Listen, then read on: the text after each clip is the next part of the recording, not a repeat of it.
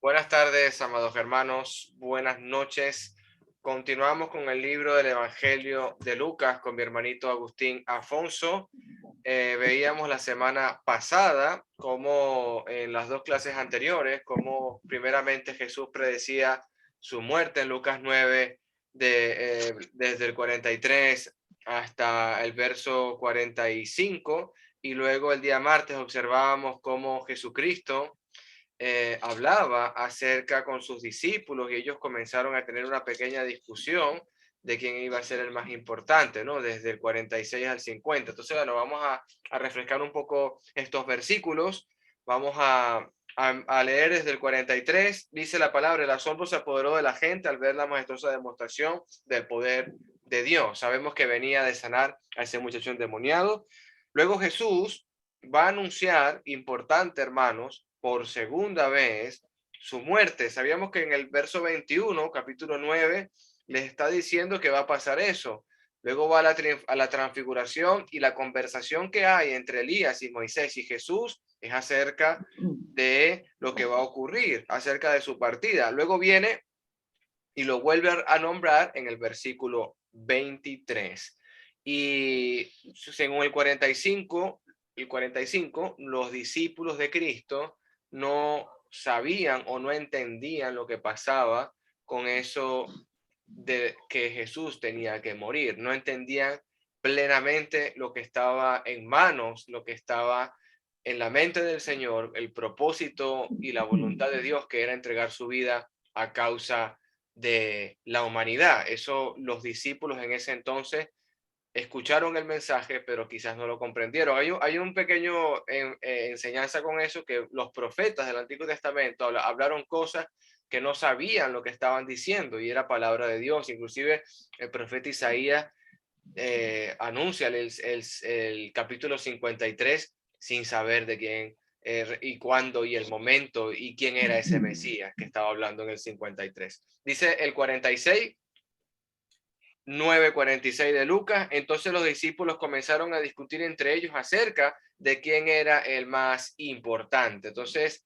se les ha dado la autoridad, capítulos anteriores, de echar fuera demonios, de sanar, y están viendo la mente terrenal, están observando a Jesús como un rey que va a destruir Roma, o va a establecer un reinado que jamás será destruido. Físicamente lo están entendiendo ellos, y por eso es que en la ascensión de Cristo, Hechos capítulo 1, le preguntan que si iba a restaurar el reino de Dios en ese tiempo. Entonces, bueno, quizás uno de los pensamientos que puede pasar por ellos en este momento puede ser de que, bueno, ellos quieren estar en ese reino cerca de Dios. Y también se puede pensar espiritualmente, que están pensando en los cielos y que están viendo que desean estar en lugar de privilegio en el reino de Dios, en los cielos.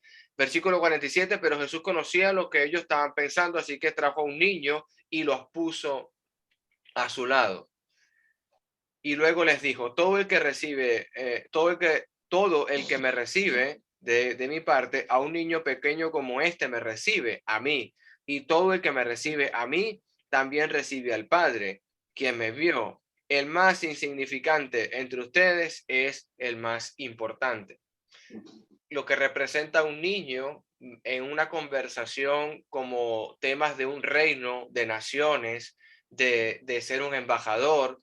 Estamos pasando una situación de guerra ahora mismo aquí en Europa, y hacia Rusia, Ucrania, y bueno, que vemos embajadores, vemos cuerpos diplomáticos, son personas que representan una nación, son personas que representan un estado, y en el tema espiritual, nosotros somos esos embajadores del reino de los cielos en la tierra.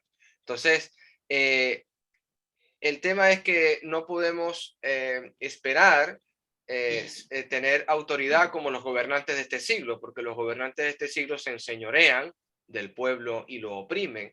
Y entre ustedes no será así. Cuando Jesús les explicaba que el que quiera hacerse mayor tiene que ser vuestro servidor. Y eso es lo que le dio a entender con este niño, que quizás los niños no son tan importantes en una conversación de adultos, y eso es lo que significa que un niño es humilde, un niño no lleva un rencor como quizás lleva el adulto, un niño fácil perdona, un niño quizás está peleando con su mejor compañero de clase y a los 20 minutos está abrazando el compañero con que estaba peleando. Entonces, eso es un tema que también hay un contraste, ¿no? Porque tampoco podemos ser inmaduros, porque Pablo lo menciona, como niños, llevados por donde quiera viento de doctrina que encontremos. Tenemos que centrarnos en cuanto al conocimiento de Dios según la palabra, pero el caso de Cristo con este niño es que seamos como ese niño, humildes y servidor de todos. El 49 dice, Jesús le dijo, Juan le dijo a Jesús, Maestro, vimos a alguien usar tu nombre para expulsar demonios, pero le dijimos que no lo hiciera porque no pertenece a nuestro grupo. Jesús le dijo, no lo detenga, todo el que no está en contra de ustedes está a su favor.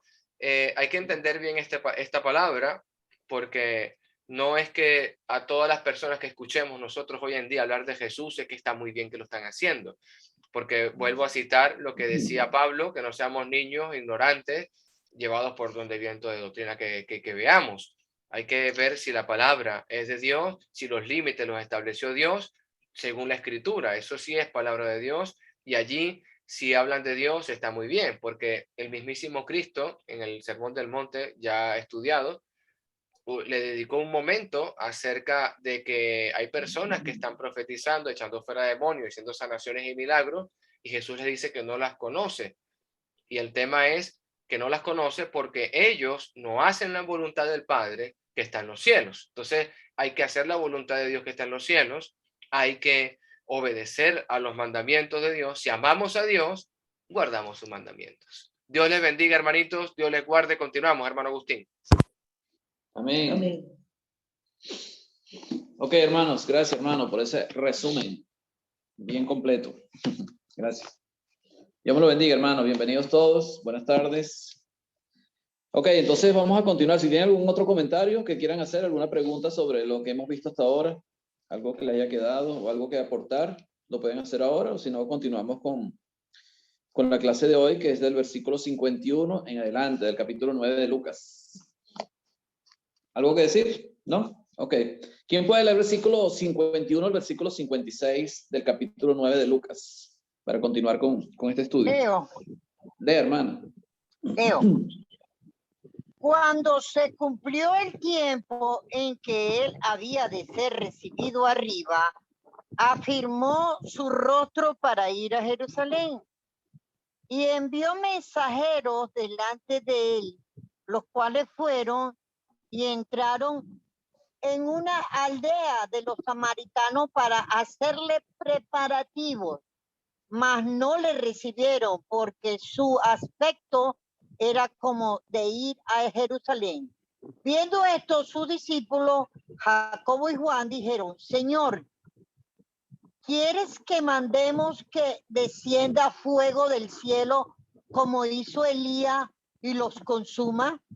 Entonces, volviéndose él, los reprendió diciendo, vosotros no sabéis de qué espíritu soy, porque el Hijo del Hombre no ha venido para perder las almas de los hombres, sino para salvarlas.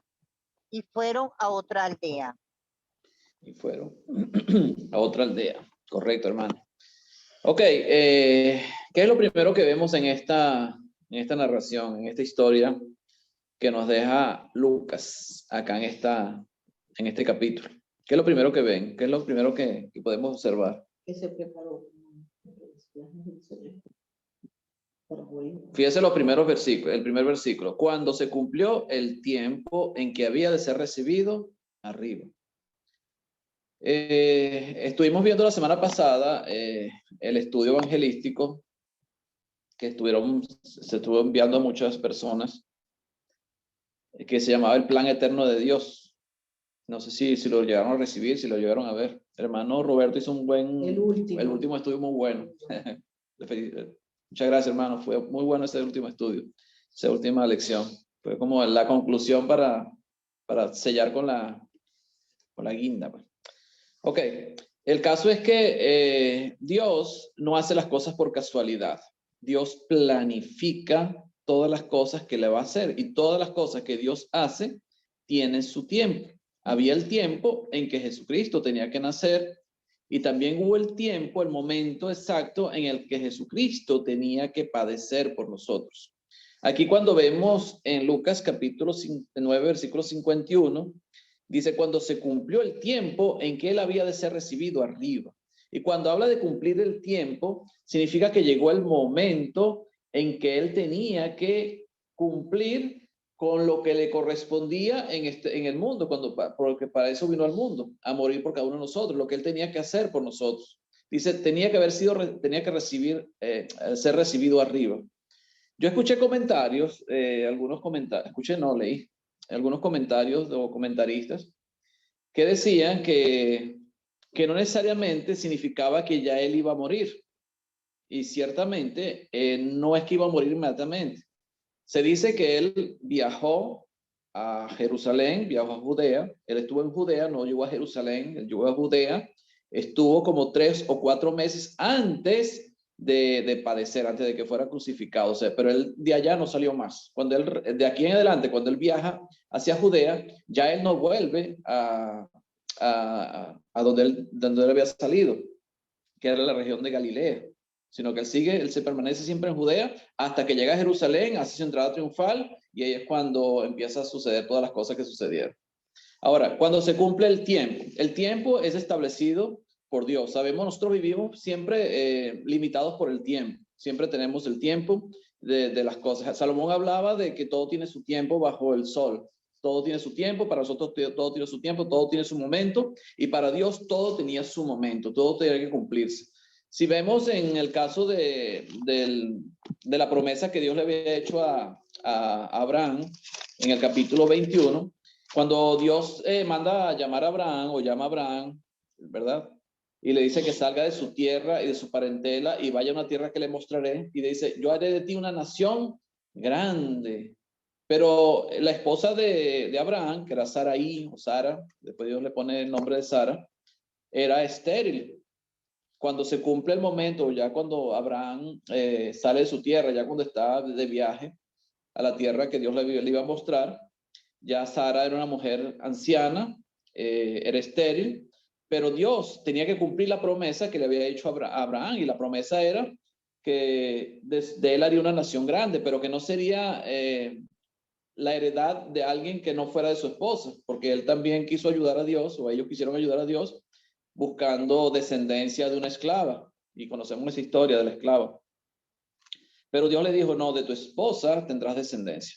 Y dice el capítulo 21 de Génesis, versículo 1, dice, visitó Jehová a Sara como había dicho, e hizo Jehová con Sara como había hablado. Y Sara concibió y dio a Abraham un hijo en su vejez, en el tiempo que Dios le había dicho. En el tiempo que Dios, o sea, Dios tenía su tiempo. Dios tiene el tiempo para todo, tiene el momento en el cual se van a hacer las cosas. Dios ni se adelanta ni se atrasa. Dios tiene el tiempo exacto para que todo suceda. Si nos vamos a Gálatas capítulo, ya hablando de Jesús, nos vamos a Gálatas capítulo 4, vemos al apóstol Pablo hablando también del tiempo de Cristo, cuando Cristo tenía que presentarse en el mundo para morir por nosotros. Capítulo 4, versículo 4. Dice el apóstol Pablo a la iglesia de Galacia, pero cuando vino el cumplimiento del tiempo, Dios envió a su Hijo, nacido de mujer y nacido bajo la ley, para que redimiese a los que estaban bajo la ley, a fin de que recibiésemos la adopción de hijos. Y por cuanto sois hijos, Dios envió a vuestros corazones el espíritu de su Hijo, el cual clama, Abba, Padre. Así que ya no eres esclavo, sino hijo. Y si hijo, también heredero de Dios por medio de Cristo. Pero fue al tiempo de Dios. Dios cumplió con el tiempo, Dios cumplió con su plan en el tiempo que Él destinó para que eso sucediera, no antes ni después. Y aquí cuando Jesús decide ir a Judea, a Jerusalén, cuando Él decide a la región de Judea, era en el tiempo establecido, ni antes ni después, sino el tiempo establecido por Dios. Por eso dice, cuando se cumplió el tiempo en que había sido recibido arriba. Hay personas que dicen que eso de ser recibido arriba, o comentaristas, que estuve leyendo algo de eso, dice que es porque Judea quedaba más alto que Galilea. Entonces él tenía que subir, pero realmente aquí no se está refiriendo a esto. Otros decían que tenía que ver con lo que él le dijo a Nicodemo, que así como Moisés había levantado la serpiente en el desierto, también tenía que ser levantado, tenía que estar arriba, ser levantado, y hablaba de la cruz. Pero aquí, analizando, yo creo que lo que está diciendo Lucas y lo que está hablando Jesucristo, ¿verdad?, es que el tiempo que se había cumplido era de ir con el Padre, era de volver al Padre, porque él tenía que ser recibido arriba. Y como comentó Alejandro hace un momento, cuando vemos Hechos capítulo 1, vemos que Jesús se le aparece a los discípulos ya después de haberse le estado apareciendo 40 días. Al último día ya se le aparece y dice que él fue recibido arriba, y dice que una nube lo tapó. Y eso está en Hechos capítulo 1, lo pueden leer. O sea, una nube lo tapó, dice que los discípulos estaban viendo hacia arriba y se le aparecen dos ángeles y dicen, ¿qué hacen, varones hermanos, qué hacen ustedes viendo hacia arriba? Así es como Jesús se fue, igual va a regresar también. Esa es la primera promesa que vemos de la segunda venida de Jesús, cuando los ángeles le dicen a los discípulos que así como lo vieron irse, así mismo vendrá. Pero dice que fue recibido arriba y una nube lo tapó, ya no lo vieron más. Entonces el tiempo del cumplimiento del plan de Dios. Dios tenía un plan, estaba establecido el plan, tanto para el nacimiento como para el sacrificio, la muerte de Jesús. El momento en que tenía que entrar en Jerusalén, ni antes ni después. Dice que afirmó su rostro para ir a Jerusalén. ¿Qué significa afirmar su rostro para ir a Jerusalén? Acomodarse de valor. Esta versión dice, Agustín, Jesús salió con determinación a Jerusalén. Exacto. Es una determinación, no es que voy o no voy, sino que era necesario, como él le dice a los mismos discípulos en el capítulo, aquí en el versículo 23, versículo 22 del capítulo, 22, perdón, del capítulo 9, es necesario que el Hijo del Hombre padezca, es necesario, o sea, es determinación, o sea, determinó que tenía que ir. Y si seguimos leyendo las historias después del capítulo 9, del capítulo 10 en adelante, vemos que él viaja hacia Judea y ahí permanece, él no regresa de Judea, más nunca a Galilea, sino que él permanece allá hasta su entrada triunfal en Jerusalén, celebra lo que es la Pascua, su última Pascua, y es cuando es crucificado en la Pascua, durante la Pascua. Fue su última Pascua. O sea que esta narración del capítulo 9 o 10 en adelante, ya vemos cuando Jesucristo ya en sus últimos meses, sus últimos momentos de vida en el mundo. Entonces él determinó, o sea, él tuvo una determinación porque ese fue el propósito por el cual nació Jesús. Jesús vino a morir por nosotros, Jesús vino a padecer y varias veces se lo dice a los discípulos. Dice que ellos no lo entendían, no podían comprender, y era normal que no pudieran comprenderlo, porque Jesús era el Mesías, y para ellos el Mesías no era alguien que iba a morir ni que iba a ser entregado en manos de gentiles. Para ellos no podían entender eso, era difícil de entender. Entonces ellos no podían comprender estas palabras, pero les daba miedo preguntarle, no querían preguntarle, les daba miedo preguntar, pero porque la palabra le estaba velada. Claro, estaba velada porque para el conocimiento que ellos tenían, era normal que ellos no pudieran entender eso, y menos si Jesucristo hablaba de una cruz, o sea, era más complicado todavía entender el sacrificio de Jesús. Entonces él tuvo la determinación, afirmó su rostro para ir a Jerusalén, tuvo la determinación de ir a Jerusalén, o sea, él sabía lo que iba, él sabía lo que le iba a pasar, él sabía que no le iba a ser fácil allá en Jerusalén, él sabía que iba a terminar muriendo en una cruz, pero con todo y eso, él determinó ir allá, porque era su misión, era su propósito, y él tenía que hacerlo. No tuvo miedo de hacerlo. Dice, y envió mensajeros delante de él, los cuales fueron y entraron en una aldea de los samaritanos para hacerle preparativos. Sabemos que Galilea y Judea quedan en lados opuestos, y en el centro que queda, Samaria. Samaria queda en el centro, o sea que tú para pasar de Galilea a Judea, tienes que pasar por Samaria, pero resulta que Samaria, los samaritanos y los judíos, tanto los de Galilea como los de Judea, no se llevaban bien, o no eran amigos, por lo menos no se trataban. Pero ellos para poder llegar a Judea tenían que pasar por Galilea, y dice que Jesucristo iba a pasar por allá. Tenía que pasar por allá para poder llegar a Judea. Tenía que pasar por Samaria. Y él dice que él manda a unos discípulos adelante para que le preparen ¿qué? Para que le preparen un sitio donde quedarse mientras en el camino, porque los caminos había que caminar mucho, era una distancia bastante largas y eso no se hacía en un solo día. Era un sitio donde él te podía quedarse para reposar. Pero dice, mas no le recibieron. Mas no le recibieron porque su aspecto era como de ir a Jerusalén. ¿Por qué no le recibieron? Acuérdense cuando él estuvo con la mujer samaritana. Si nos vamos a Juan capítulo 4. Capítulo 4. Primero, Juan capítulo 4 nos dice en qué ciudad de Samaria Jesucristo se encontró con la mujer samaritana. ¿En qué ciudad? Dice que es una ciudad que se llamaba Sicar. Capítulo 4, versículo 5. Vino pues a una ciudad de Samaria llamada Sicar, junto a la heredad de Jacob, que Jacob vio a su hijo José. Será Sicar. Según el mapa, o lo que nos presenta el mapa, por lo menos que está en la Biblia, dice que había dos ciudades, que era Sicar y Siquén, y Samaria, que era como la capital, que era la capital de Israel en el tiempo de los reyes. Pero Sicar y Siquén. Pero cuando él fue a Sicar, después que él le habla a la mujer samaritana, fíjese lo que le dicen los samaritanos en el versículo 40 del capítulo 4 de Juan. El 40 dice, cuando vinieron los samaritanos a él entonces vinieron los samaritanos a él y le rogaron que se quedase con ellos y se quedó allí 2 días y creyeron muchos más por la palabra de él. Fíjese que los samaritanos, cuando Jesús le habla a la mujer samaritana ya en Sicar, ellos le ruegan que se quede en su aldea, en Sicar. Pero en este caso, cuando Jesús va de Galilea a Judea, él manda a los discípulos adelante para que le preparen un sitio donde quedarse, y los samaritanos rechazan a Jesús en ese momento y le dicen que no se puede quedar ahí, pero dice porque su aspecto era como de ir a Jerusalén.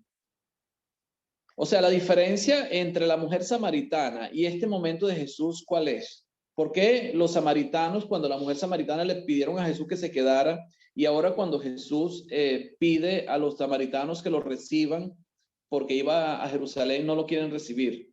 Dice, porque su aspecto era como para ir a Jerusalén. ¿Cuál sería la razón por lo que los samaritanos en este momento no lo recibieron? Posiblemente puede haber sido otra ciudad, no Sicar. Pero lo lógico sería que fuera la misma ciudad donde él estuvo, ¿verdad? Porque ya lo conocían, ya habían escuchado su palabra, ya muchos habían creído en él, y lo lógico fuera que hubiera mandado discípulos a que fueran a Sicar a prepararle el alojamiento, el lugar donde se podía quedar. ¿Por qué no querían que se quedara? ¿Qué creen ustedes?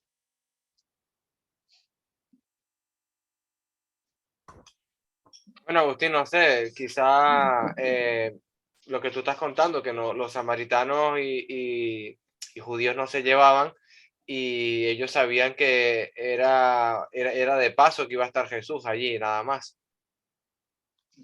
Exactamente. Esa es yo creo que la razón es esa. O sea, cuando él estuvo con la mujer samaritana, él tuvo un interés en Samaria. O sea, él tuvo un interés en Samaria, en predicarle a una mujer que era samaritana. Y él era judío, y no solamente porque era samaritana, sino que era mujer. Que los mismos discípulos, cuando se lo encuentran a él hablando con ella, se sorprenden de que él estuviera hablando con una mujer. Y con una mujer samaritana, que la misma samaritana dice, bueno, ¿cómo tú siendo judío hablas conmigo? Si nosotros no nos llevamos bien, o sea, los judíos y los samaritanos no nos tratamos. Entonces él tomó en cuenta a los samaritanos de una manera distinta. Pero en este caso, Lucas hace el énfasis diciendo, porque su aspecto era como de ir a Jerusalén. O sea, su intención no era quedarse en Samaria. Su intención no era predicar a los samaritanos. Su intención no era quedarse en Samaria, no era ayudar a los samaritanos en ese momento, sino que su intención era ir a Jerusalén. Y eso aparentemente a ellos no les gustó, no les pareció bien. Porque Jesús iba a cumplir, ¿verdad? Y parte de lo que iba a cumplir eran las fiestas que se cumplían en los judíos. Y la última fiesta que Jesucristo cumplió fue la Pascua. que fue cuando él muere también durante la Pascua. Entonces, aparentemente los samaritanos, cuando ven que su aspecto, su intención era de ir a Jerusalén, él simplemente iba de paso, no se iba a quedar con ellos. A lo mejor eso no les pareció correcto, no les gustó, y simplemente rechazaron que Jesucristo se quedara con ellos. Dice, y se fueron para, fíjese lo que dice el versículo 56 de ese mismo, al final del 56. Y se fueron a otra aldea. Y se fueron a otra aldea. Ellos fueron a una aldea, de esa aldea no los recibió, y se fueron a otra aldea. Aparentemente esa otra aldea sí los recibió. O sea, fue la que los recibió para que él. Ahora no dice si esa otra aldea era en Samaria. Pudo haber sido la misma Samaria, a lo mejor fue Sical, y no la otra aldea. A lo mejor cuando él mandó a los discípulos, los mandó para la otra aldea que no fue la que Jesucristo estuvo cuando estuvo con la mujer samaritana, que era Siquén. A lo mejor cuando Siquén lo rechaza, él se va para Sicar y se queda en Sicar porque Sicar sí lo conocían y más bien le habían dicho que se quedara con ellos. Puede haber sido otra probabilidad en ese momento. El caso es que él pasa por allá. Ahora, ¿cómo fue la reacción de los discípulos, de Juan y Jacobo? ¿Cuál fue la reacción de ellos? Como Sodoma y Gomorra. Como echarle fuego. Exacto, pero es una reacción, claro, una reacción lógica, pues. O sea, si lo vemos desde el punto de vista humano, es una reacción lógica, pues. Es la reacción lógica de un ser humano, pues. O sea, a ti no te quieren, entonces tampoco lo vamos a querer a ellos. Aparentemente, ellos no habían escuchado todavía el Sermón del Monte, aparece ser, por lo que veo aquí, o no lo habían entendido, por lo menos. Pero el caso es que ellos le dicen a Jesús, Señor, ¿quieres que mandemos que descienda fuego del cielo como hizo Elías y los consuma? Fíjese que a diferencia de Elías, no sé si conocen la historia de Elías cuando cayó fuego del cielo, eso está en 2 Reyes capítulo 1. Que consumió el becerro. En 2 Reyes. ¿Ah? Es la historia que consumió el becerro. No, eso no es esa historia, es otra. Pero fíjese, en la historia de Elías, en 2 Reyes capítulo 1, vemos que estaba gobernando un rey que se llamaba Ocosías. Ocosías era el rey de Israel en ese momento.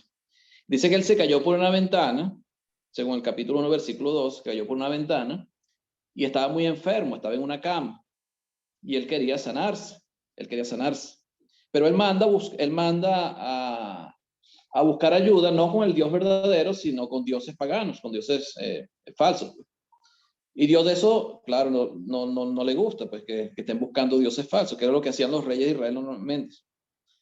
Entonces, cuando él se entera de que Elías andaba por ahí, él manda a llamar a Elías, porque él sabía que Elías era un profeta de Dios y Elías podía ayudarlo.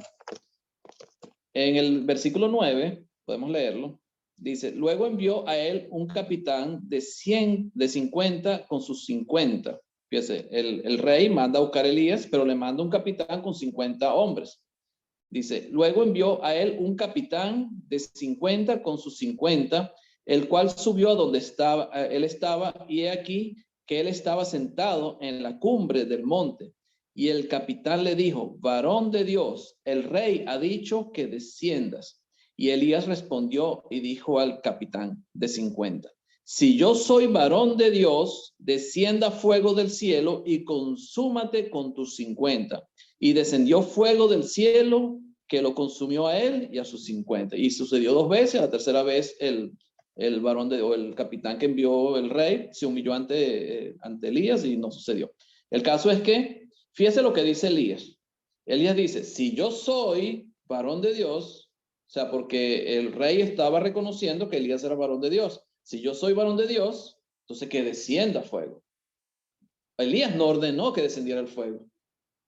Elías dejó que Dios hiciera lo que le pareciera mejor. O sea, si yo soy varón de Dios, que descienda fuego. Dios está en tus manos. O sea, que lo que dicen los discípulos no es exactamente correcto.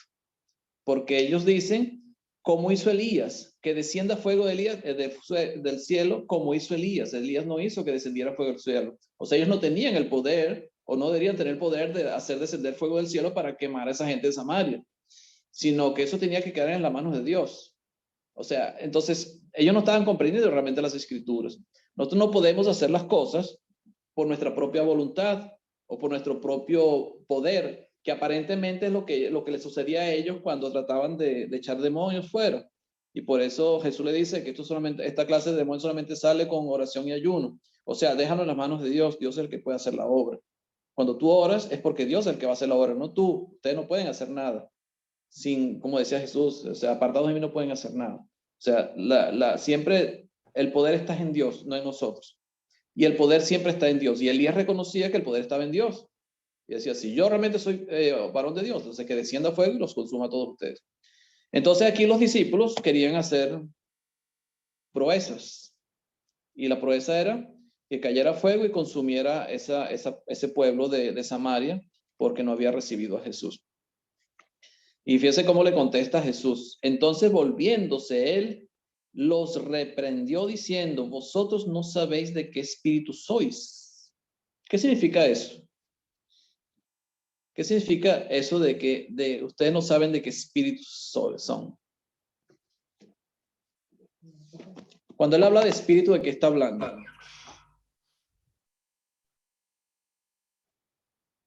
Bueno, yo, Agustín, lo que miro allí es que Jesús les está mostrando que pueden ser piedras de tropiezo o pueden ser piedras que están edificando, más o menos con ese caso que estoy observando ahí.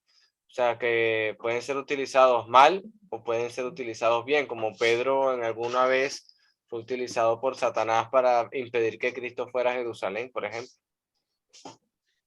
Fíjese que claro, es correcto, pero fíjese que él complementa lo que él está diciendo acerca de qué espíritu sois. Y el espíritu tiene que ver con la razón y la intención que debemos tener nosotros en el mundo. O sea, ¿cuál es el propósito de nosotros en el mundo? El propósito del mundo de nosotros no es condenar a nadie. El propósito de nosotros en el mundo, la razón de vida nuestra es salvar a las personas, predicar a las personas para que se salven. Por eso él dice en el versículo 56, porque el Hijo del Hombre no ha venido para perder las almas de los hombres, sino para salvarlas. O sea, ¿por qué vino el Hijo del Hombre? A salvar las almas, no a perderlas, no a perder las almas. Fíjenselo cuando él se encuentra con Zaqueo. Zaqueo, ¿dónde está Zaqueo? Capítulo 19, si no me equivoco. Ajá, Jesús y Zaqueo.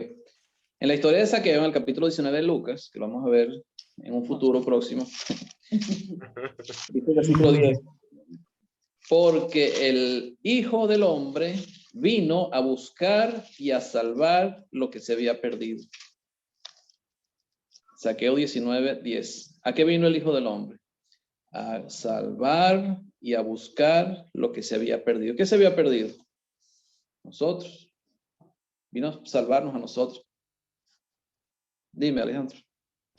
Hay un texto que estaba buscando y lo encontré en Hechos capítulo 8. Increíble cómo Jesús les impide que, bueno, vamos a suponer el caso que si hubieran podido tener el poder de parte de Dios, porque Dios obra con ellos en oración y desciende el fuego y los consume. Pero fíjate algo que Dios estaba pensando en los samaritanos, sabiendo que ellos iban a convertirse, porque en Hechos 8, bueno, ahí está la historia de Simón, pero mira el verso 14. Cuando los apóstoles de Jerusalén oyeron que la gente de Samaria había aceptado el mensaje de Dios, enviaron a Pedro y a Jacobo para allá. O sea, es increíble, ¿no? Cómo Dios sabía que, aunque en ese momento en Samaria no los aceptaron, más adelante sí. Igualmente los de Nazaret, seguramente los de Nazaret no recibieron el mensaje de Cristo, pero al ver la resurrección y todo lo que ocurrió, sí se convirtieron. Era necesario que fuese así. Exactamente, o sea, aquí en esta historia ellos querían quemar a los samaritanos y en Hechos vemos que le predicaron a los samaritanos y muchos samaritanos se convirtieron, que es el mismo Jacobo fue allá, pues. O sea, y Pedro y poner las manos a los que habían sido bautizados por Felipe. El caso es que el espíritu, ¿de qué espíritu somos? O sea, ¿cuál es nuestra responsabilidad, nuestra intención como cristianos? O sea, yo no puedo Como escuché una vez una persona diciendo que no, yo a ese no le predico para que se vaya para el infierno. Eso no es correcto. O sea, ¿de qué espíritu somos? O sea, tú por más malo que sea la persona, por más terrible que pueda ser la persona, por más maldad que haya hecho la persona, todos tienen la oportunidad de salvarse. Y Jesucristo murió no por los buenos, porque bueno no hay ninguno, como le dijo él al joven rico. Él murió por todos, por los malos, que somos todos, por los que no hacemos lo correcto. Entonces, todos tienen la oportunidad de salvarse, todos, siempre y cuando acepten el mensaje.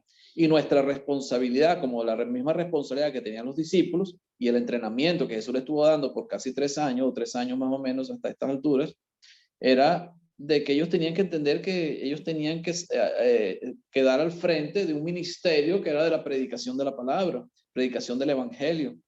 Y de esa manera ellos podían salvar a la humanidad. Y no solamente como tú cuentas en la historia de los samaritanos, porque sabemos que muchos samaritanos se convirtieron, pero también los judíos. Los judíos, allá en Hechos capítulo 2, fíjese que el mismo Pedro, cuando le está predicando, el apóstol Pedro le dice a ese Jesucristo, a ese Cristo que ustedes crucificaron, Dios le ha hecho Señor y Cristo. Pero ustedes crucificaron, o sea, él los estaba culpando a ellos de la muerte de Jesús. Entonces vemos que las primeras personas que fueron añadidas a la iglesia, los primeros que Dios perdonó y que recibió como hijos, como dice Gálatas capítulo 4, fueron los que participaron de la muerte de Jesús. Entonces, ¿qué más maldad que eso? Haber matado al Hijo de Dios, haber participado. De repente no fueron los que lo clavaron, porque los clavaron fueron los romanos, pero sí apoyaron la muerte de Jesús. Muchos de los judíos que estaban ahí apoyaron la muerte de Jesús. Muchos quisieron que Jesús muriera, sacarlo de un lado. Entonces, ¿qué peor que eso? Los samaritanos simplemente no lo recibieron. No lo quisieron recibir, pero hasta ahí. Pero la intención del verdadero Hijo de Dios, del verdadero cristiano, es que todos, o tener eso en mente, que todos tienen la oportunidad de poder ser salvos y no podemos hacer acepción de personas. Así como Jesús no hace acepción de personas, como Dios no hace acepción de personas, como Pedro allá con Cornelio dijo eso también. Ya veo que Dios no hace acepción de personas, sino que se agrada de todos los que son temerosos de Él y hacen su voluntad. O sea que Dios se agrada de todo aquel que hace su voluntad. Dios no hace excepción de personas. Y nosotros tampoco podemos hacerlo. Nosotros podemos ver a alguien como no disponible para ser predicado, para predicarle, porque lo consideramos malo. En este caso, ¿de qué espíritu somos? Somos ese tipo de espíritu, ¿verdad? Porque si el Hijo del Hombre vino a salvar, o no vino para no perder ninguna alma, sino para salvarlos, entonces nosotros tenemos que pensar y tener la misma actitud que tuvo Jesucristo. Los apóstoles solamente entendieron esto después que el Espíritu Santo vino sobre ellos, cuando recibieron el bautismo en Espíritu Santo y fuego, y fue cuando recibieron el poder del Espíritu Santo, las revelaciones, y fue cuando entendieron realmente su misión como apóstoles y la misión de Jesucristo. Jesucristo muriendo y resucitando, y él todavía no entendía la misión, no entendían el propósito. Tuvo que venir el mismo Dios en forma del Espíritu Santo a revelarles y a enseñarles todas las cosas, como fue la promesa misma que hizo Jesucristo allá en Juan capítulo 14. ¿Preguntas? ¿Comentarios? El hermanito Roberto. Ok. Mano Roberto. No, bueno, solamente cuando dice vosotros no sabéis de qué espíritu sois, es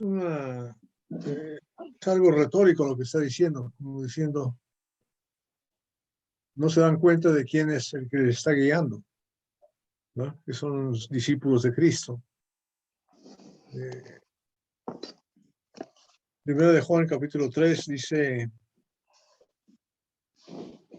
versículo 9, dice, todo aquel que es nacido de Dios no practica el pecado porque la simiente de Dios permanece en él. Y no puede pecar porque es nacido de Dios. Entonces, hay ciertas cosas que si estamos siguiendo, pero obviamente no se daban cuenta. No se daban cuenta de quién eran. O sea, y creo que a nosotros nos pasa eso muy seguido. Que tomamos la decisión nosotros y no dejamos que Dios nos guíe. No dejamos que el Espíritu Santo sea el que nos guíe en forma de conocimiento, de acuerdo con su palabra, ¿no? Un seguidor de Cristo debería de estar preguntando cómo lo haría Cristo, cómo lo haría Jesús, cómo se enfrentaría cada situación, qué es lo que haría en ese momento. Amén. Así es. Algo también importante de tocar en este texto de Lucas 9, 51 al 56 es ¿por qué Jerusalén? ¿Por qué Jesucristo fue a Jerusalén? ¿Por qué tenía que ser en Jerusalén? Dímelo, Alejandro. Bueno, de eso hablaron los profetas. Dios le inspiró a los profetas para que hablaran de Jerusalén.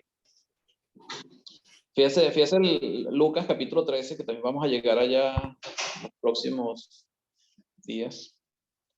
Capítulo 13, versículo 30. Bueno, voy a leerlo 31 en adelante. Dice, aquel mismo día llegaron unos fariseos diciéndole, sal y vete de aquí, porque Herodes te quiere matar. O sea, Herodes quería matar a Jesús, según lo que dicen los fariseos. Y les dijo, id y decid a aquella zorra, he aquí echo fuera demonios y hago curaciones hoy y mañana, y al tercer día termino mi obra. Estaba hablando de su muerte y su resurrección, o sea, sin que ellos entendieran. Sin embargo, versículo 33, es necesario que hoy y mañana y pasado mañana siga mi camino, porque no es posible que un profeta muera fuera de Jerusalén. Y después dice, Jerusalén, Jerusalén, que matas a los profetas y apedreas a los que te son enviados. ¿Cuántas veces quise juntar a tus hijos como la gallina a tus polluelos debajo de sus alas y no quisisteis? He aquí vuestra casa os es dejada desierta. Y os digo que no me veréis hasta que llegue el tiempo en que digas, bendito el que viene en el nombre del Señor. Era algo que estaba profetizado, o sea, Jerusalén, Jerusalén. O sea, en Jerusalén mataban a sus profetas. Y él decía, no hay profeta que muera fuera de Jerusalén. Aunque Jesús no era un profeta, era el Hijo de Dios, era el Mesías, era necesario que se cumpliera en Jerusalén lo que estaba escrito de él. Era su muerte y su resurrección. ¿Alguna pregunta o comentarios?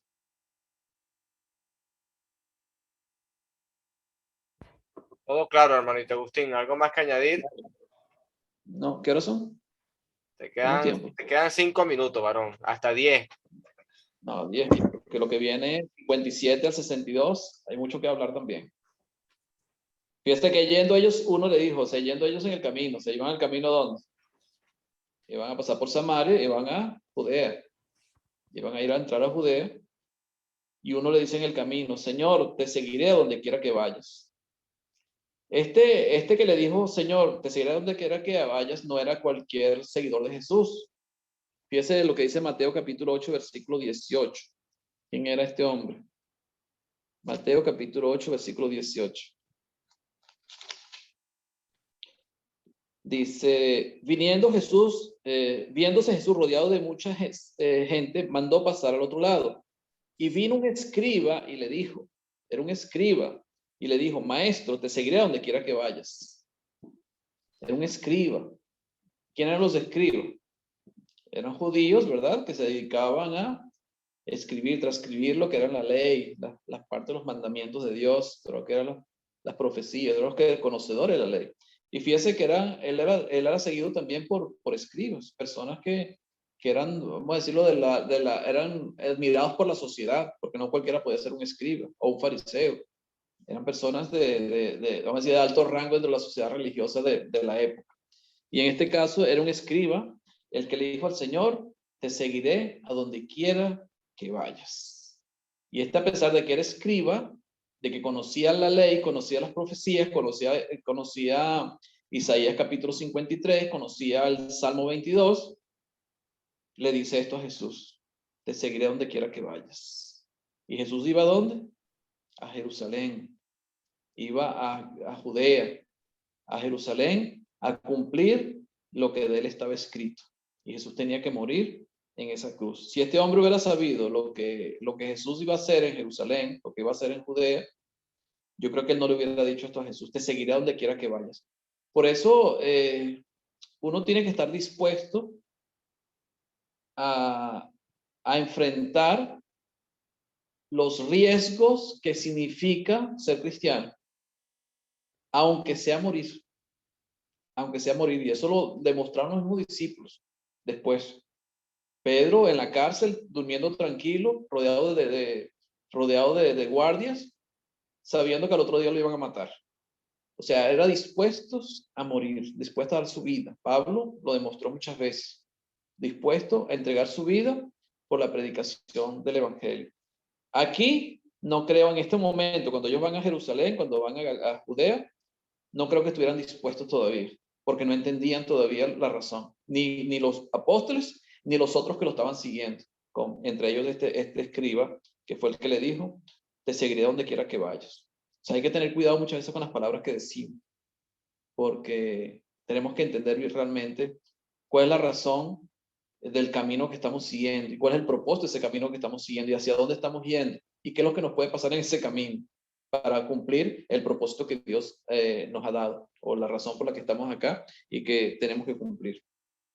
Yo creo que vamos a dejarlo hasta acá, porque hay cosas más que interesantes que aprender en esta historia de los que querían seguir a Jesús, pero hoy no va a dar tiempo, eso nos hace muy tarde. Agustín, Dígame, hermano. solamente este pasaje es muy importante enseñárselo a aquellos que se van a convertir. Yo Lo siempre estás lo he enseñado. evangelizando, para que lo hagan de corazón. Es importante contar el costo, Sí, sí. para que no sean sorprendidos después, ¿verdad? Ese y el que está en el capítulo 14, versículo 25. Lo que cuesta seguir a Cristo. Lucas capítulo 14, 25 adelante. Grandes multitudes se volteó. Cuando le dice: el que no lleva su cruz, dice, el que no aborrece a padre, madre y hasta su propia vida, no puede ser mi discípulo.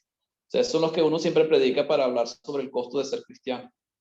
Eso siempre lo enseñábamos allá. Por lo menos en la Victoria siempre lo enseñábamos. Cuando alguien se iba a bautizar. Decía: usted quiere ser cristiano, no es gratis, hay que pagar algo. Y ese es el costo. El costo es poner a Cristo siempre en primer lugar y estar dispuesto a hasta morir por él, si es posible. ¿Comentarios? Hermana Coro, Dios me la bendiga. ¿Cómo sigue Beto? Tiene el micrófono apagado. Hoy mucho mejor que ayer, gracias a Dios. Ah, qué bueno. Estábamos en la tarde de oración, porque es que el estudio de ustedes a la misma hora de nosotros en la tarde de oración, a las 4, aquí. Ah, ok. Entonces, ajá. Pero sí, está mejor que ayer. Cada Ah, día qué bueno. cada día está mejor. Estamos orando Así por que él. espero todos que los se días. llegue. Ay, gracias, muchas gracias. Así es. ¿Alguien quiere hacer Y por comentarios? mí, Ah, para que no me contagie yo. aléjese de él, hermana. Ese es muy contagioso. Si es el Omicron, es bastante contagioso. Hay que tener cuidado. Sí. Ya lo tengo encerrado en el cuarto y no lo dejo salir de ahí para que no Le me pasa la contagie. comida por debajo de la puerta. Algo así. Sí. Con el favor de Dios ya pronto se va a recuperar. Amén. Bueno, Cristian, no sé si puede dar algún comentario. Ya que está aquí. Cristian. Saludos, hermanos. No escuché toda la clase, pero yo creo que mañana me conecto igual y escucho desde el principio para poder comentar algo. La porción que sigue de los que querían seguir a Jesús es una porción muy, muy buena para aprender. Entonces yo creo que mañana hago los comentarios. Saludos, hermanos. Gracias, hermano. Amén. Esperamos tus comentarios para aprender. Gracias, hermanito Cristian. ¿Algo más que añadir, Agustinho? No, creo que con eso podemos, si tienen alguna pregunta o algo que añadir a lo que estuvimos estudiando, pueden hacerlo libremente, con confianza, pueden preguntar lo que ustedes quieran, que cualquier cosa el hermano Cristian les responde. Amén.